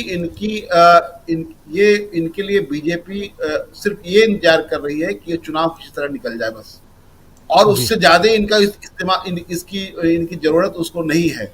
और उसने बीजेपी ने जो अपनी ताकत बढ़ाई है बिहार में, उस ताकत के में नीतीश जी कहीं दिखाई नहीं देते हैं। उसके खिलाफ जो संयुक्त विपक्ष है वो कितना मजबूती से लड़ेगा ये देखने वाली बात होगी, क्योंकि एक चीज जो खटक रही है राजीव जी हम लोगों को कि एनडीए ने अपने बिहार के तमाम जिलों में संयुक्त कार्यकर्ता सम्मेलन किया, जिसमें कि एनडीए के बिहार के जितने पार्टियों के जो पार्टनर एलाइज हैं, उनके जो भी प्रदेश अध्यक्ष हैं, सब लोग गए, एक भी जिला अब नहीं बचा हुआ है। लेकिन इस तरह का कोई कार्यक्रम विपक्ष की ओर से ज्वाइंटली मूव किया जाए, ऐसा अभी तक नहीं हुआ है। अब भविष्य में क्या करेंगे ये देखने वाली बात होगी। अभी तो सब लोग अपना अपना कार्यक्रम कर रहे हैं, अपना कार्यक्रम करने के लिए स्वतंत्र है सब लोग। ये अच्छी बात है कि आप अपना कार्यक्रम करें, लेकिन एक यूनाइटेड विपक्ष का आपको परसेप्शन तो बनाना पड़ेगा। जो एनडीए ने जो दिखाने की कोशिश की है उसमें अलग बात है कि नीतीश कुमार वाला जो फैक्टर है, उस फैक्टर में वो बीजेपी चाहती है कि नीतीश कुमार धीरे धीरे फिनिश हो और हम उनको साथ लेकर के खत्म करें और पूरे बिहार को किस तरह कम्युनली चार्ज किया जाए। ये सब तो तैयारी चली रही है, लेकिन अभी जो स्थिति है, जैसे कि जो ये लोग जो जंगल राज का नैरेटिव बनाने की कोशिश करते हैं नीतीश जी, और लगता है कि उनका रिकॉर्ड एक ही जगह फंसा हुआ है। वो एक ही गाना बार बार गाते हैं कि 2005 से पहले कुछ था जी, यहाँ कुछ होता था जी, यहाँ कोई काम होता था, यहाँ महिलाएं कपड़ा पहनती थी। तो इस तरह की उलूल जुलूल बातें करने, वो एक तरह से उपहास का विषय खुद नीतीश जी बन गए हुए हैं, और इसमें बीजेपी को मजा आ रहा है कि नीतीश जी उपहास का विषय बने रहे, इससे उसको कोई दिक्कत नहीं है। वो इससे जनता में एक तरह से उसके लोग जो है ये बताते हैं कि देखिए नीतीश जी तो अब इतनी बार मुख्यमंत्री रहे, हम लोगों ने उनको कम सीट होने के बावजूद मुख्यमंत्री बनाया, अब हम लोग को मौका मिलना चाहिए। ये तो प्रचार चल रहा है, आरएसएस के लोग पूरा गांव गांव घूम करके ये प्रचार कर रहे हैं। तो इसमें साफ साफ नीतीश जी का जो भविष्य है वो साफ दिखाई दे रहा है कि वो खतरे में है। लेकिन अब नीतीश जी वहां से उभरेंगे, इसकी उम्मीद बहुत क्षीण नजर आ रही है। और इसमें लेकिन बीजेपी की जो तैयारी है राजीव जी, एक राजनीतिक तैयारी जो इस तरह की है, जिस तरह की सांप्रदायिक ध्रुवीकरण की तैयारी है, और दूसरे जो मशीनरी का इस्तेमाल करना है, अभी बहुत सारे बड़े पैमाने पर डीएसपीज का तबादला हुआ है, और उसमें जो सामाजिक समीकरण है उसको देखने से ये साफ साफ लगता है कि ये किस तरह से पुलिस नेटवर्क को अपने पक्ष में करना है, ये तैयारी की गई है। और आप जानते हैं कि कैसे चुनाव में कहाँ वोटिंग को स्लो करवा देना है, कहाँ तेज करवा देना है, कहाँ मतदाताओं को खदेड़ देना है। ये सारी तैयारी ये बीजेपी के इलेक्शन ये मशीनरी की तैयारी इसी तरह होती है, और ये आजमाया हुआ उनका फैक्ट है। तो हरियाणा में उन्होंने आजमाया, यूपी के बाई इलेक्शन में आजमाया, महाराष्ट्र में आजमाया, तो बिहार में क्यों नहीं आजमाएंगे? ऐसा थोड़ी है कि बिहार को छोड़ देंगे। तो जो तैयारी उनकी है उस तैयारी का मुकाबला करने के लिए मुझे लगता है कि जो विपक्ष है उसको एक संयुक्त रूप से सामने आकर के बड़ा कोई राजनीतिक कार्यक्रम 6 महीना अभी बचा, 7 महीना बचा हुआ है, उसके पहले इनको करना पड़ेगा। जी बिल्कुल बिल्कुल, बहुत कुछ करना होगा और बहुत महत्वपूर्ण है कि यहाँ से बिहार की सियासत के बारे में बहुत गहराई से अपनी बात रख रहे थे हेमंत जी और बहुत महत्वपूर्ण बातें बता रहे थे। ज़रा आना चाहता हूँ, आगे बढ़ें। अमलेंदु उपाध्याय जी, बहुत कुछ सुबह से लेकर शाम तक हम लोग चर्चा कर रहे थे और बहुत सारी घटनाएं, आज होली से एक दिन पहले आज होलिका दहन है। उम्मीद यही है कि जो बुराइयां हैं उसका दहन हो जाए, अच्छाइयां रहें इस देश में। लेकिन उसके साथ साथ जब मस्जिदों की मीनारें जो हैं वो दिखाई देती हैं ढकी हुई, तो बड़ी तकलीफ होती है। ये अगर कल को मंदिरों की मीनारें भी, मंदिर भी ढके हुए दिखाई देंगे तब भी तकलीफ होगी, इसमें कोई दो राय नहीं है। लेकिन इस देश का ताना बाना ऐसा नहीं है। इस देश का ताना बाना, और आज से नहीं, संविधान तो ठीक है 75 साल पुराना है, लेकिन उससे पहले भी इस देश में होली दिवाली सब मनाई जाती थी। मुगलों के ज़माने में भी मनाई जाती थी, जिन मुगलों से बड़ी नफरत है। औरंगजेब से पहले आप हुमायूं और अकबर और बाबर तक आइए, हर के ज़माने में होली दिवाली मनाई जाती थी और इतिहास के पन्नों में दर्ज है। इसलिए यहाँ पर ये बातें मैं कह रहा हूँ और बहुत महत्वपूर्ण है कि अपने यहाँ अपने देश के जो रीति रिवाज हैं उसमें एकता कूट कूट कर भरी हुई है अमलेंदु जी, लेकिन उस एकता को चकनाचूर करने की जो कोशिश हो रही है, एक शीशे को अगर उठा के फेंकिए वो भी किसी पत्थर पे तो कितने टुकड़े हो जाएंगे। वैसे ही टुकड़ों में बांटने की जो कोशिश है वो दिखाई देने लगा है। अब वो कोशिश दक्षिण भारत से दिखाई दे रही है, जिसके बारे में बता रहे थे प्रशांत टंडन जी। ये सुन के बड़ा अजीब लगता है कि आप किसी चीज को, भाषा विवाद को, आप आज का तो है नहीं दक्षिण और भारत में भाषा विवाद का मामला, उसको क्यों आप उठा रहे हैं? परिसीमन का मामला आप क्यों, अगर पढ़े लिखे लोग हों तो वो क्या नालायक हैं? वो बेकार हैं? इसलिए और तुषार गांधी का जिक्र किया था प्रोफेसर रविकांत जी ने। जरा वहीं से चाहता हूं कि शुरुआत कीजिए, दक्षिण होते हुए उत्तर भारत, बहुत महत्वपूर्ण चर्चा आज होलिका दहन के दिन, जरा आपकी जुबानी अमलेंदु जी। एक तो राजीव जी, जो दक्षिण से चीजें चल रही हैं और उत्तर तक आ रही हैं, एक चीज साफ दिखाई पड़ती है कि डिवाइडर इन चीफ जिनको नाम दिया गया था एक विदेशी पत्रिका द्वारा, उन्होंने उसको सच साबित कर दिया है। चाहे ये तिरपाल से ढकी हुई मस्जिदें हों और राजीव जी चाहे डिलिमिटेशन का मुद्दा हो और चाहे तुषार गांधी का वक्तव्य हो, ये सब राजीव जी सब संकेत साफ साफ दे रहे हैं कि डिवाइडर इन चीफ इस देश के समाज को बांटने में कामयाब हो गए। ये जो राजीव जी तिरपाल से ढकी हुई मस्जिदें दिखाई पड़ रही हैं, ये मस्जिदें तिरपाल से नहीं ढकी। ये जो तिरपाल से ढका गया है राजीव जी, ये कानून व्यवस्था तिरपाल से ढक दी गई है। ये साफ तौर पर इस बात का संकेत है कि अब देश में जो है वो सरकार नाम की चीज नहीं बची है, क्योंकि अगर सरकार नाम की चीज होती है तिरपाल ढकने की आवश्यकता नहीं पड़ती। अब हो सकता है राजीव जी की जो स्थानीय प्रशासन ने ये सारी चीजें करी हैं, जहां भी की हैं, तो वहां कुछ लोगों ने ये एहतियात बरतने की कोशिश की होगी, जब जल जाएगा शहर तो उसके बाद उन अधिकारियों को ही संभालना पड़ेगा। भाषण देने वाला तो चला जाएगा निकल कर, वो तो अपनी रोटियां सेकेगा, लेकिन भुगतना किसको पड़ेगा? अधिकारियों को भुगतना पड़ेगा जिनके सिर पे आएगा। तो इसलिए ये किया गया। लेकिन ये राजीव जी एक तरीके से इस सरकार का एक कहा जाए कि विफलता का प्रतीक जो है ये तिरपाल बन गए हैं, कि बुरी तरीके से ये सरकार विफल हो चुकी है और ये समाज को बांटने में कामयाब रहे, ये इस बात की गवाही दे रहा है। और राजीव जी अगर ऐसा नहीं होता तो इससे पहले भी ईद आई है, इससे पहले भी रमजान आया है, इससे पहले भी होली आई है। ऐसा तो है नहीं कि 70 सालों में पहली बार रमजान और होली जो है वो एक उसमें पढ़ रहे हूँ, कई बार पढ़े हैं। ईद और होली भी एक ही दिन पड़ी है। ये तो चलिए जुमा और होली की बात है, क्या इससे पहले कभी इस तरह की ढकने की चीजें हुई? नहीं हुई। तो ये जो है एक तरीके से विफलता का प्रतीक है। दूसरा राजीव जी, जिस तरीके से जो दक्षिण से चीजें चल रही है, इसमें आपको याद होगा मैंने एक बार एक जिक्र किया था एक रिपोर्ट का, कि वो रिपोर्ट थी कि उत्तर जो है वो बच्चे पैदा करता है, दक्षिण जो है वो राजस्व पैदा करता है। ये उस रिपोर्ट का शीर्षक था और ये बताया गया था कि किस तरीके से उत्तर भारत की जनसंख्या लगातार बढ़ रही है, जबकि दक्षिण भारत की जनसंख्या स्थिर है और दक्षिण भारत का राजस्व जो है उसके राजस्व से देश को चलाया जा रहा है। ये एक बड़ी सख्त रिपोर्ट थी और उसमें बाकायदा सब बताया गया था कि किस तरीके से कितना राजस्व दक्षिण पैदा करता है और कितना जो है उत्तर राजस्व पैदा करता है, उसका एक तुलनात्मक अध्ययन किया गया था। तो ये चीजें राजीव जी, अब दक्षिण में ये भावना पैदा हो रही है और जिस तरीके से सब इकट्ठा हो रहे हैं, तो ये एक तरीके से कहा जाए तो ये भारत विभाजन की भूमिका तैयार हो रही है और ये सरकार जो है ये भारत विभाजन के लिए लगता है कि फिर से तैयार है कि एक फिर भारत विभाजन कराना चाहती है। इससे पहले भी राजीव जी 1947 में जब भारत विभाजन हुआ था, उस भारत विभाजन की भूमिका भी सावरकर ने ही रखी थी और पहला प्रस्ताव सावरकर का ही था भारत विभाजन का। मुस्लिम लीग ने तो उसे बाद में लपका था।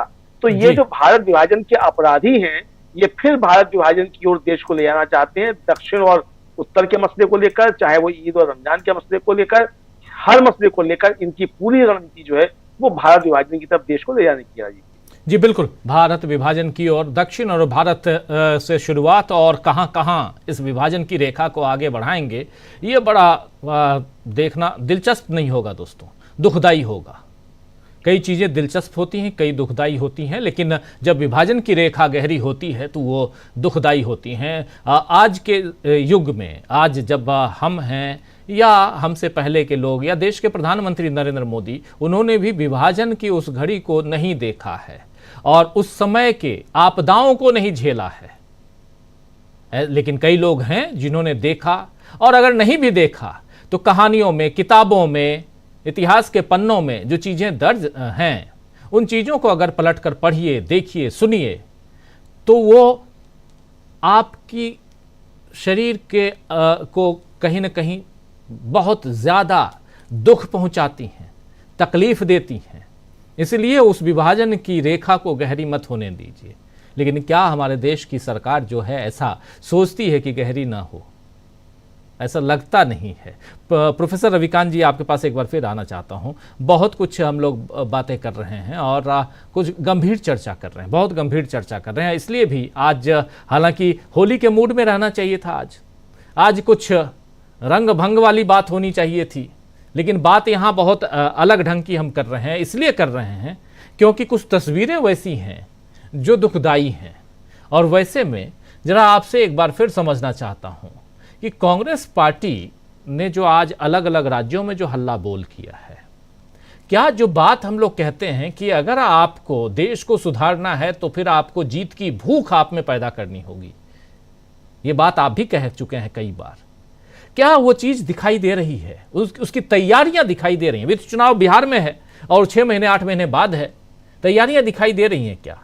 पंजाब में थोड़ा बहुत सुगबुगाहट थोड़ी बहुत दिखाई दी आज, इसलिए मैं ये सवाल कर रहा हूं।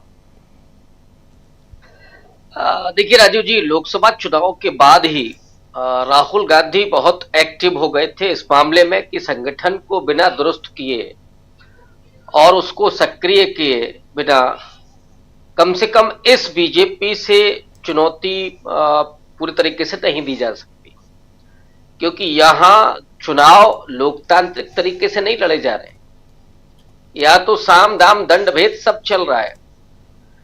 जहां एक व्यक्ति जो विधायकों को धमकाता हो, खरीदता हो, उसे चाणक्य कहा जाता हो, आप समझ सकते हैं कि वो पार्टी क्या सोचती है, किस तरह की राजनीति करती।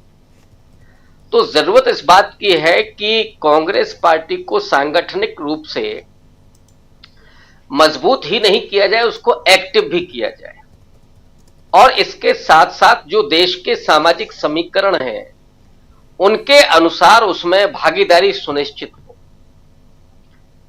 राहुल गांधी ने 2025 को संगठन के वर्ष के रूप में पहले से ही तैयारी कर रखी थी, इसे मजबूत करेंगे, और अब वो थोड़ा सा एक्टिव नजर आ रहे। आपने 2-3 राज्यों का जिक्र किया कि जहां पे धरने प्रदर्शन की तैयारी, भ्रष्टाचार को उजागर करने की तैयारी, और ये कोई बड़ा काम नहीं है, बहुत आसान है। मध्य प्रदेश में कितने बड़े बड़े घोटाले हुए, आपको केवल सड़क पर उतर करके उन चीजों को रख देना है, आपको खोजने की जरूरत नहीं है कि बहुत मशक्कत करनी पड़ेगी साहब खोजने में, पूरा पिटारा है वहां। इसी तरह से किसी भी दूसरे आप भाजपा के राज्य में चले जाइए, और यही कारण है कि कभी त्रिपाल से ढका जाता है, कभी होली और रमजान के नाम पर वो पूरा डिस्कोर्स खड़ा कर दिया जाता है, नैरेटिव पैदा कर दिया जाता है कि ताकि लोग भूल जाएं कि लगातार पेपर लीक हो रहे हैं, लोग भूल जाएं कि इस देश में रोजगार बचा ही नहीं है, लोग भूल जाएं कि अडानी के लिए नरेंद्र मोदी क्या कर रहे हैं, ये भी लोग भूल जाएं कि उन 82 करोड़ लोगों को आप 5 किलो राशन दे रहे हैं। देखिए राजीव जी, राशन देना ये हालांकि यूपी गवर्नमेंट में राइट टू फूड आया था, लेकिन ये विषम परिस्थितियों के लिए था। खास करके दलित और अति पिछड़ा समाज जो भूमिहीन रहा लंबे समय तक, वो मेहनत कश तबका था, मेहनत करके कमाता था, खाता था, भले ही वो अभाव और गरीबी में रहा, तो उसके भीतर सम्मान और स्वाभिमान की चेतना जिंदा रही। अब आप क्या कर रहे हैं, इसका जरा दूरगामी परिणाम सोचिए। 5 किलो राशन पर उन्हें जब निर्भर बना देंगे तो उनके भीतर की चेतना खत्म हो जाएगी, उनका सम्मान और स्वाभिमान की भावना खत्म हो जाएगी। ये वो चाहते हैं। मैं ये मानता हूं कि जो श्रम है वो सिर्फ ये नहीं है कि इन्हीं के हिस्से में जाए, शारीरिक श्रम, मशीनीकरण अच्छी बात है, लेकिन मेहनत कश कौम को जो अपने सम्मान स्वाभिमान को जिंदा रखे हुए थी, जो चेतना को, उसको आप वहां धकेल दे रहे हैं। कांग्रेस पार्टी को इन तमाम मुद्दों को उठाना है कि ये जो भ्रष्टाचार हो रहा, जिसकी तरफ अभी बिहार का जिक्र किया हमारे साथी ने, 25 करोड़, 50 करोड़, 100 करोड़, 200 करोड़, यहां तो मोदी जी तो बोली लगाते ही थे, लेकिन हमें यह नहीं पता था कि बोली असल में वो अडानी के लिए थी। बिहार को तो बेवकूफ बनाया गया, ये माल तो वहां जा रहा है। लोग ये भूल जाएं कि ये इस पर हक हमारा है, देश के संसाधनों पर किसका कितना हक है और कौन मलाई खा रहा है। इसलिए राहुल गांधी कास्ट सेंसस की बात कर रहे हैं लगातार, लेकिन उसी पार्टी के लिए एक दुर्भाग्यपूर्ण बात यह है कि राहुल गांधी जो बोलते हैं उनकी सेकंड लीडरशिप बोलती ही नहीं है, वो चर्चा ही नहीं करती। केवल आर्थिक करप्शन ही मुद्दा नहीं है, मुद्दे वो भी हैं कि जिनके जरिए ये चीज सामने आनी है, सामाजिक न्याय जहां होना है। अभी कितना है जो राहुल गांधी तो बार बार आरक्षण बढ़ाने की बात कर रहे हैं, निजी क्षेत्र में आरक्षण लागू करने की बात कर चुके हैं, जुडिशरी में जो सबसे ज्यादा आज निराश कर रही है। अगर जुडिशरी में आरक्षण होता तो क्या फैसले इसी तरह के आते? हम मानते हैं कि वो भी इंसान है, वो उनकी भी बहुत सारी अपनी परिस्थितियां हैं, उनका भी मानसिक जो बनावट है वो भी उसी सामाजिक परिस्थिति से बना हुआ है। इसीलिए था ना कि उन समुदायों को भी जगह मिलनी चाहिए। अब आप राष्ट्रपति तो बना देंगे, कि कभी आपने कहा कि देखिए हमने दलित राष्ट्रपति बना दिया, आदिवासी राष्ट्रपति बना दिया, लेकिन सवाल यह है कि उन एजेंडों पर कब आप काम करें। अभी मैं एक खबर देख रहा था कि एजुकेशन के बजट का कई करोड़ रुपया मोदी जी ने काहे में खर्च किया? परीक्षा पे चर्चा, संभवतः 70 करोड़ के आसपास। अब परीक्षा पे चर्चा पे खर्च हो जाएगा। SC/ST के जो बजट था उसका आप विज्ञापन पर खर्च कर देंगे। महिलाओं के सुरक्षा और समृद्धि का जो बजट है वो आप विज्ञापन पर खर्च कर देंगे। इन तमाम चीजों को एक्सपोज करना जरूरी है, और अब कम से कम ये लगता है कि कांग्रेस पार्टी ने कमर कस ली है। राहुल गांधी जैसी लीडरशिप मिलती है, ऑब्वियस है कि वो हिम्मत, और वो बराबर अपने कार्यकर्ताओं को बब्बर शेर कहते, यूं ही नहीं कहते। उनके भीतर वो ताकत, वो हिम्मत, वो स्वाभिमान, वो चेतना पैदा करने की। ये सिर्फ राहुल गांधी की जिम्मेदारी नहीं है, ये कांग्रेस पार्टी के समूचे कार्यकर्ताओं की जिम्मेदारी है। जैसे राहुल गांधी भारत जोड़ो यात्रा करते हैं या बार बार सड़क पर आते हैं, बार बार लोगों से मिलते हैं। ये जिम्मेदारी कार्यकर्ताओं की भी, संगठन की। और जिसे कहते हैं ना कि जैसे नेता व्यवहार करता है वैसे कार्यकर्ता भी करता है, और थोड़ा उसको एक्टिवेट भी करना होता है, मुद्दे भी देने होते हैं। तो राहुल गांधी के लीडरशिप में और उनके एजेंडे पर कांग्रेस पार्टी मजबूत और सक्रिय दिख रही है। लेकिन मैंने कहा कि इससे केवल बात नहीं बनेगी, आपको बहुत सुस्पष्ट एजेंडे के साथ और ज्यादा सक्रिय, क्योंकि इस समय देश की जरूरत है।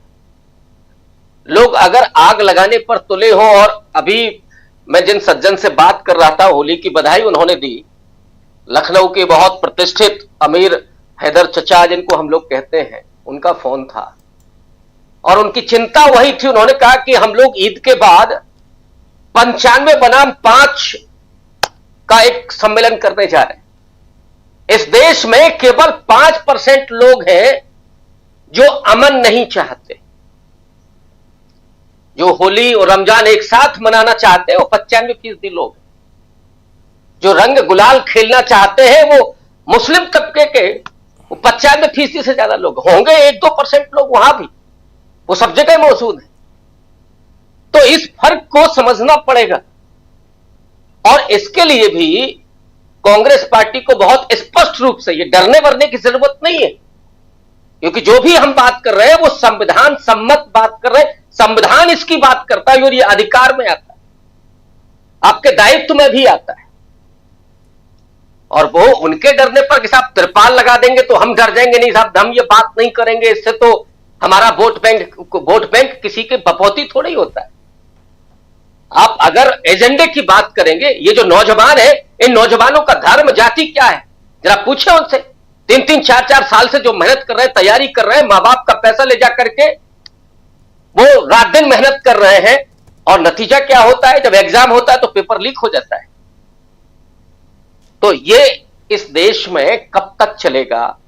और इसलिए कांग्रेस पार्टी जो आ रही है सड़क पर, तो ये बहुत स्वागत योग्य है, आश्वस्ति कारक है, और जरूरत इस बात की है कि इसको बार बार कहा जाए।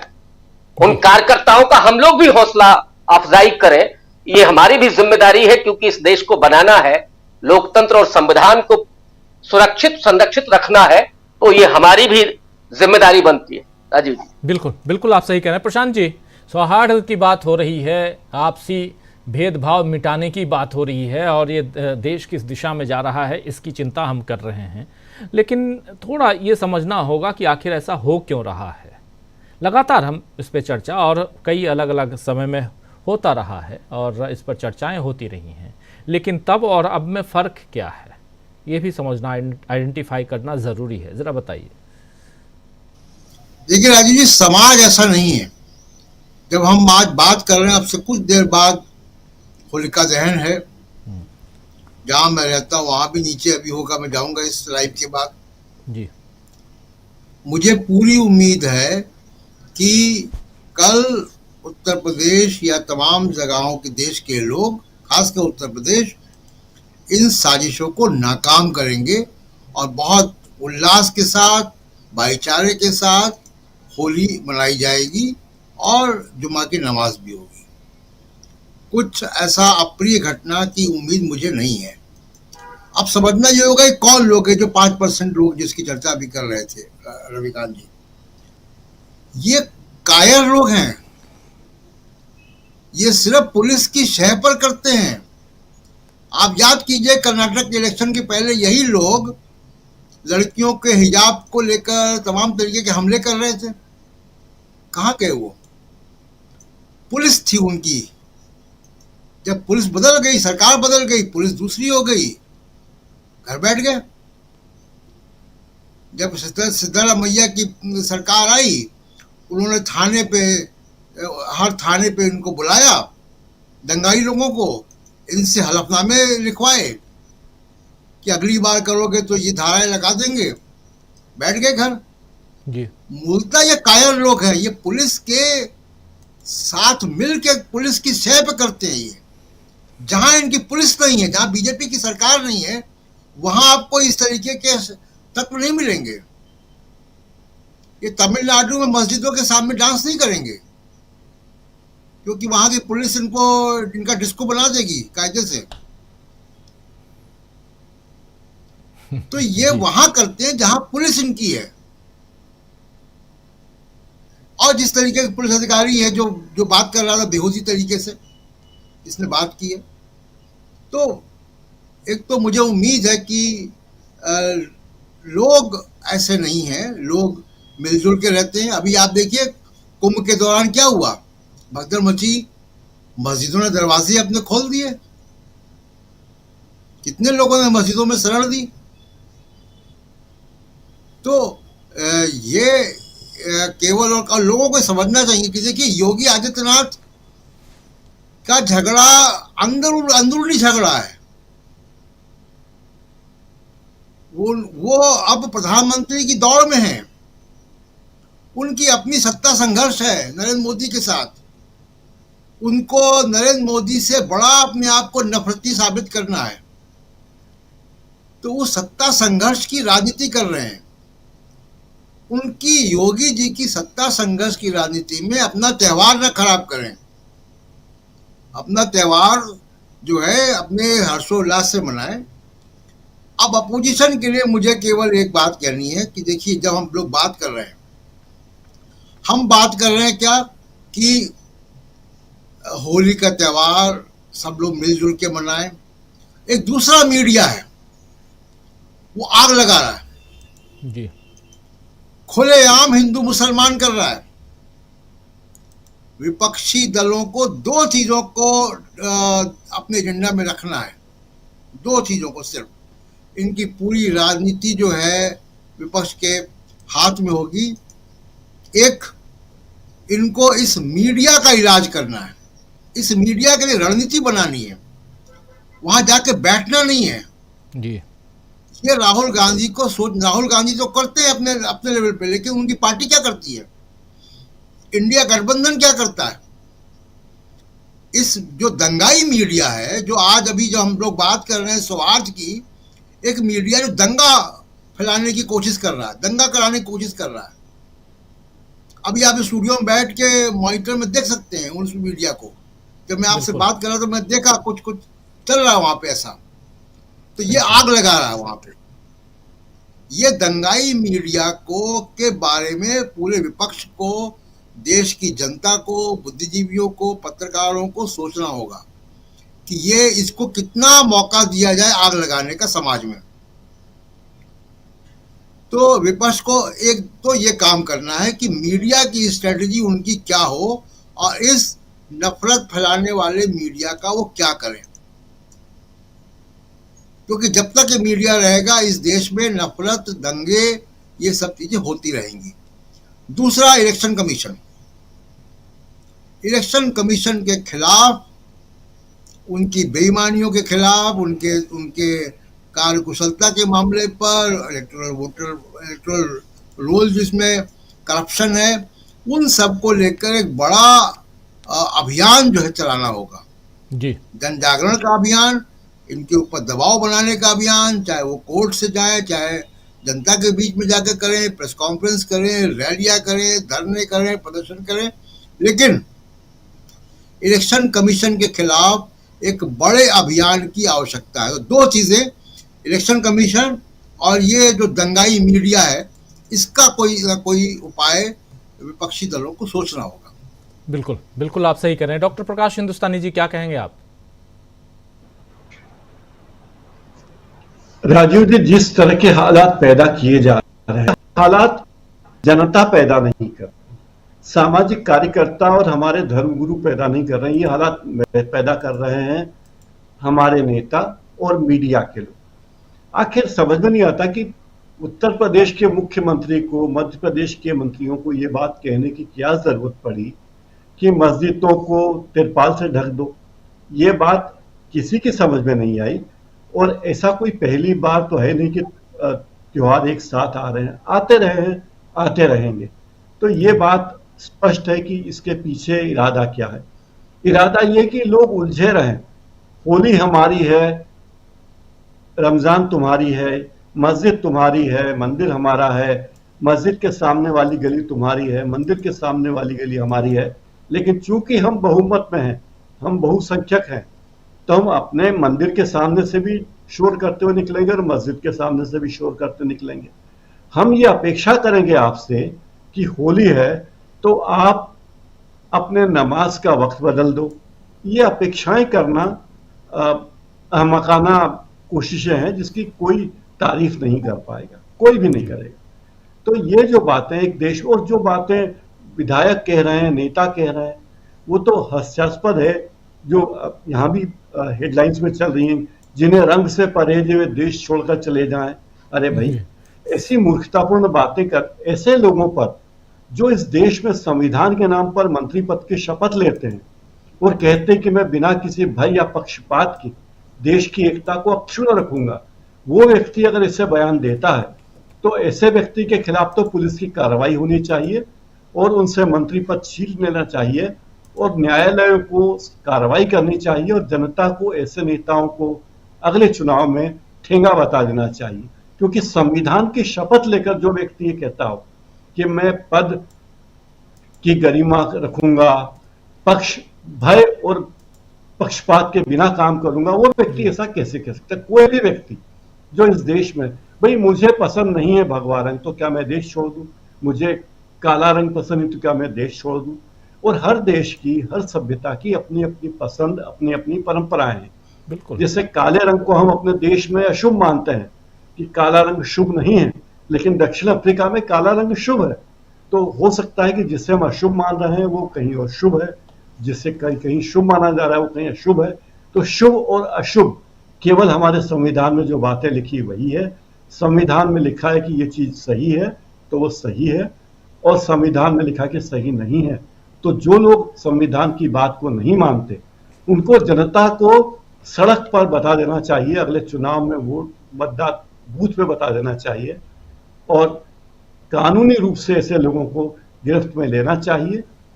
कानूनविदों को, विधि विशेषज्ञों को ऐसे लोगों पर मुकदमा चलाना चाहिए। राजीव, बिल्कुल बिल्कुल मुकदमा चलाना चाहिए, लेकिन क्या कोर्ट, कई जगह कोर्ट को स्वतः संज्ञान लेना चाहिए। कोर्ट ने बुलडोजर पर प्रतिबंध लगाया, लेकिन उसी उत्तर प्रदेश में देखिए धड़ल्ले से बुलडोजर का प्रहार है। बुलडोजर जस्टिस जो कहते हैं माननीय मुख्यमंत्री जी, बुलडोजर जस्टिस अभी भी जारी है। आखिर कोर्ट के प्रतिबंध, कोर्ट के फैसले, कोर्ट के आदेश निर्देश, इसका भी अगर पालन ना हो रहा हो इस देश में तो देश आखिर कहाँ चला गया है? बहुत गंभीर सवाल है, और बहुत चिंतनीय है। क्या किया जाए आखिर? आप चाहे जितने फाइन लगा दें, अवमानना का नोटिस दे दें, कुछ भी कर दें, लेकिन आप कर वही रहे हैं जो आप चाह रहे हैं, सरकारें जो चाह रही हैं। कोर्ट भी कई जगह पे यहां घुटने टेकता हुआ दिखाई देता है, दुर्भाग्यपूर्ण है। क्या कहेंगे हेमंत जी? राजीव जी, ये इस देश में पहली बार हो रहा है कि सरकार सांप्रदायिक नफरत फैलाने का झंडा खुद लेकर के आगे बढ़ रही है। सत्ता के संरक्षण में सांप्रदायिक शक्तियों को, माफिया गिरोहों को फलने फूलने का मौका मिलता रहा है, इसका इतिहास है इस देश में। लेकिन सरकार खुद सांप्रदायिकता का झंडा अपने कंधे पर लेकर के आगे बढ़ रही हो, ऐसा पहले कभी नहीं हुआ था। इसमें सब लोग शामिल हैं। एक तरफ से प्रधानमंत्री नरेंद्र मोदी जी इसमें शामिल हैं, उन्होंने तो खुलेआम लोकसभा चुनाव के दौरान सब कुछ कहा। उसके बाद योगी आदित्यनाथ उसमें कर रहे हैं, असम के मुख्यमंत्री कर रहे हैं। कौन है जो नहीं कर रहा है? एक तरह से प्रतियोगिता चल रही है, ये सांप्रदायिकता है, यह कॉम्पिटिटिव कम्युनलिज्म, जिसमें कि ये होड़ लगी हुई है कि कौन सबसे ज्यादा कॉम्युनल है जी। और इसमें पूरा जो स्टेट है, उस स्टेट की भूमिका को देखिए अब किस खतरनाक ये स्टेज पर चला गया हुआ है। अब कोई संसद में खड़ा होकर कह रहा है, कोई विधानसभा में खड़ा होकर कह रहा है कि पकड़ कर लाओ कम वक्त को, हम उसका इलाज कर देंगे। ये योगी आदित्यनाथ कह रहे हैं, मुख्यमंत्री कह रहे हैं, संजय निषाद कह रहे हैं कि रंग से परहेज है तो देश छोड़कर चले जाइए। एक विधायक कह रहा है कि होली में आपको परेशानी है तो घर से नहीं निकलिए, निकलना हो तो दिल बड़ा करके निकलिए। जी, क्या होली पहली बार इस देश में मनाई जा रही है या पहली बार ऐसा हुआ है कि होली और रमजान एक साथ आ गया हो? तो ये जो फरमान जारी करना कि मस्जिदों को ढक दो, घर में रहो, रंग से परहेज है तो देश छोड़ करके चले जाओ, यह क्या है? क्या स्टेट स्पॉन्सर्ड नहीं बल्कि स्टेट खुद दंगाई हो गया हुआ है, स्टेट दंगाई की भूमिका में है। इससे नीचे मैं कुछ समझने को और मंजूर करने को तैयार नहीं हूं। अब क्या बचा हुआ है?